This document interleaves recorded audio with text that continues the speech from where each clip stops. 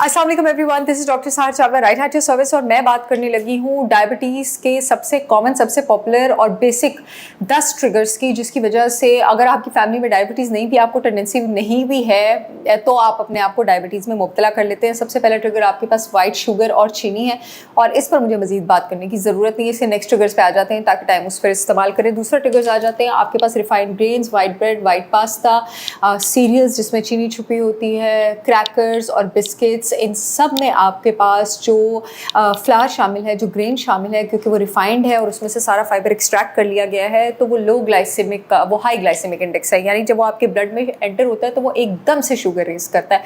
जितने भी आपके पास हाई ग्लाइसेमिक फूड्स हैं वो सारे के सारे आपके पास डायबिटीज़ के ट्रिगर्स होते हैं, क्योंकि जितनी तेज़ी से ब्लड ग्लूकोज ऊपर जाता है उतनी तेज़ी से ब्लड ग्लूकोज नीचे आता है, और ब्लड में जब ये ऊपर नीचे ग्लूकोज की फ्लक्चुएशन रहती है तो यहीं से शुरुआत होती है इंसुलिन रेजिस्टेंस की। और इंसुलिन रेजिस्टेंस का दूसरा नाम क्या है? इंसुलिन रेजिस्टेंस का दूसरा नाम प्री डायबिटीज़ है। इंसुलिन रेजिस्टेंस का दूसरा नाम मेटाबॉलिक सिंड्रोम है। इंसुलिन रेजिस्टेंस का दूसरा नाम ये है कि अब आपको मोटापा, फैटी लिवर, प्री डायबिटीज़ और कोलेस्ट्रॉल ऊपर ये सब कुछ होने वाला है। तीसरा, आपके पास वो लोग जो गोश्त खाते वक्त गोश्त का बहुत ही नायाब हिस्सा चर्बी उसको अलग करके फेंक देते हैं, लीन प्रोटीन, जिसको अनफॉर्चुनेटली बड़ा हेल्दी सोर्स कंसिडर किया जा रहा है और उसकी बहुत ज़्यादा गलत मार्केटिंग की जा रही है। लीन प्रोटीन को बहुत ज़्यादा बेचा जा रहा है, और चर्बी में हैरान हूँ, जो सबसे नायाब हिस्सा है, जो कि एक्चुअली जब आप गोश्त पकाएं तो उसका ग्लाइसेमिक इंडेक्स कंट्रोल ही चर्बी करके रखती है। अगर आप चर्बी के साथ लें तो आपके ब्लड को इंसुलिन हिट नहीं मिलता, आपके ब्लड शुगर लेवल स्टेबलाइज्ड रहते हैं, और चर्बी की वजह से विटामिन ए, डी, ई, के भी आपके जिस्म में एब्जॉर्ब होता है। प्लीज़ जो लोग मेरे यूट्यूब चैनल पर नए हैं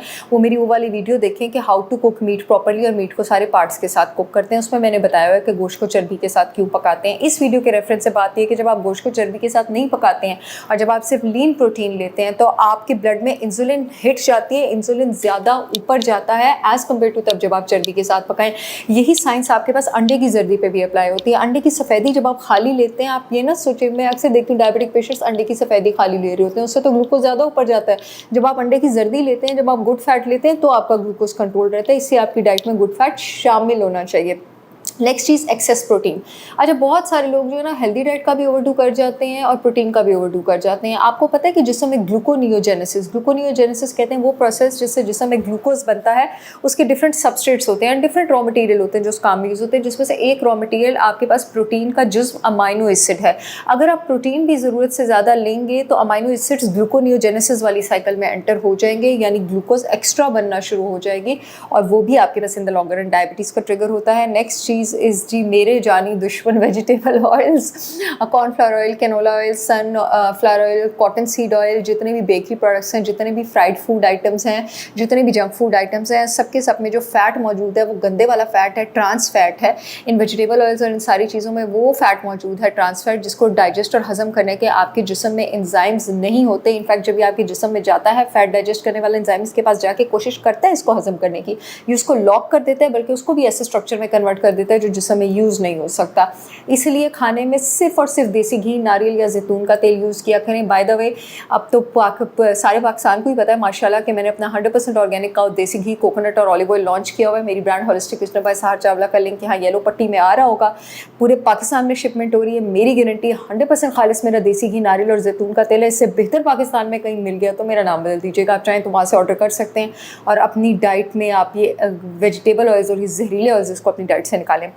नेक्स्ट है आपके पास ज़रूरत से ज़्यादा स्ट्रेस जो है, या लेट स्लीपिंग हैबिट, ये भी आपके पास डायबिटीज़ है, क्योंकि जब आप 11 बजे से ऊपर जागते हैं तो आपके स्ट्रेस हार्मोन कॉर्टिसोल, आपके गुर्दों के ऊपर ग्लैंड लोकेटेड होते हैं, उससे ज़रूरत से ज़्यादा सिक्रीट होना शुरू हो जाता है।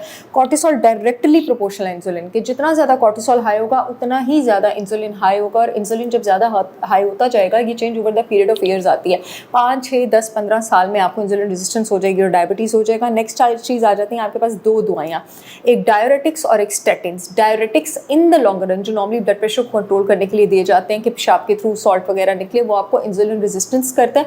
इसी क्योंकि लो सोडियम डाइट्स भी आपको इंसुलिन रेजिस्टेंस करती हैं, इसलिए हर मेटाबॉलिक डिजीज़ का एक्चुअल इलाज आपके पास डाइट है। और जो स्टेटिन्स हैं, ब्लड कोलेस्ट्रॉल को लोअर करने की जो आप दवाएं लेते हैं, उसके अगेंस्ट मैं पहले भी वीडियोस कर चुकी हूँ, उसके नुकसान बता चुकी हूँ। इस वीडियो में उसका नुकसान ये है कि स्टेटिन्स जब आप लॉन्गर रन में लेते हैं तो आपको इंसुलिन रेजिस्टेंस करते हैं, और जब इंसुलिन रेजिस्टेंस होती है तो क्या होता है, इंसुलिन रेज होता है, और जब इंसुलिन रेज होता है ब्लड में ग्लूकोज रेज होता है, और जब ब्लड में ग्लूकोज ज़रूरत से ज़्यादा रिलीज होता है तो वो क्या बनाता है जाके गैर ज़रूरी कोलेस्ट्रॉल। तो स्टैटिन से इनडायरेक्टली आपको अंदर लॉन्गर रन उल्टा कोलेस्ट्रॉल और ज़्यादा हो जाता है। बाय द वे मैंने अपना प्रोडक्ट कोलेस्ट्रॉल क्योर लॉन्च किया हुआ है, जिसमें मैंने अदरक, लहसुन, स्टार एनीस, दालचीनी, शहद और भी इंग्रेडिएंट्स शामिल किए हैं। कोलेस्ट्रॉल वाली जो मेरी वीडियोज़ है मेरे यूट्यूब चैनल पर आप देख सकते हो, उसमें मैंने आपको बताया हुआ कोलेस्ट्रॉल क्योर आपका नेचुरल हर्बल तरीके से कोलेस्ट्रॉल रेगुलेट करने में किस तरह हेल्प करेगा। वो भी येलो पट्टी वाला जो मेरा लिंक है होलिस्टिक विजडम बाय सार चावला, पूरे पाकिस्तान में शिपमेंट हो रही है, आप वहाँ से ऑर्डर कर सकते हैं और मेरी उस वीडियो में जाकर देख भी सकते हैं कि इस प्रोडक्ट में मैंने इंग्रेडिएंट्स क्यों सेलेक्ट किए हैं और ये साइंटिफिकली किस तरह आपका कोलेस्ट्रॉल रेगुलेट करेंगे।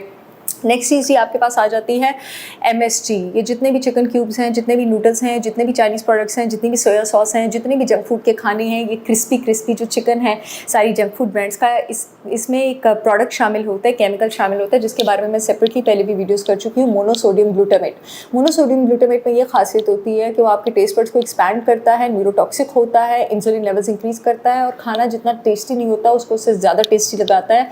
नगेट्स वगैरह में भी होता है, बाजार के कॉर्न स्टार्च और हर चीज़ में भी होता है, और क्योंकि इंसुलिन रेस करता है तो आपको इंसुलिन रेजिस्टेंस करता है। And last but not the least आपके पास डिफरेंट ये जो सोय ऑयल्स हैं जिसमें ग्लाइफोसेट होता है, जो अल्टीमेटली जाके आपको इंसुलिन रेजिस्टेंस कर देता है, जो आपके पास रेस्टोरेंट और जंक फूड इंडस्ट्री बहुत ज़्यादा यूज़ करती है। इंसुलिन रेजिस्टेंस को लोअर करने के लिए मेरे पास कुछ प्रोडक्ट्स हैं, जिसमें मेरा करेला पाउडर, आंवला पाउडर, स्वांजना पाउडर, मेरा 100% organic unfiltered raw Apple cider vinegar with mother, और इसके साथ साथ मैंने डायबिटीज़ के लिए खास एक चाय निकाली है, डायफिक्स टी। ये सारे के सारे आपके पास इंसुलिन रेजिस्टेंस को रिवर्स करने में हेल्प करते हैं। आप चाहें तो मेरी ब्रांड से चेक कर सकते हैं, पूरे पाकिस्तान में शिपमेंट हो रही है, पेशेंट्स भी सेहतयाब हो रहे हैं।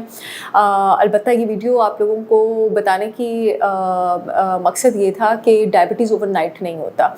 बहुत सारे साल आपको तय करते हैं। मेरे पास अक्सर पेशेंट्स आके कहते हैं कि एक दम जी मैं उठी तो मैंने ब्लड शुगर कराया, पिछले हफ्ते तक तो ठीक था। ये बहुत सालों से चेंजेस आ रही होती हैं, 10-15 साल वो ब्लड में डायग्नोज नहीं होती और एक दिन आप उठते हैं और आपको डायबिटीज़ हुआ होता है। आई होप ये वीडियो आप लोगों के काम आएगी। ऐसे ऑलरेडी अच्छा इन्फॉर्मेशन वीडियो, तब तक के लिए अल्लाह हाफ़िज़।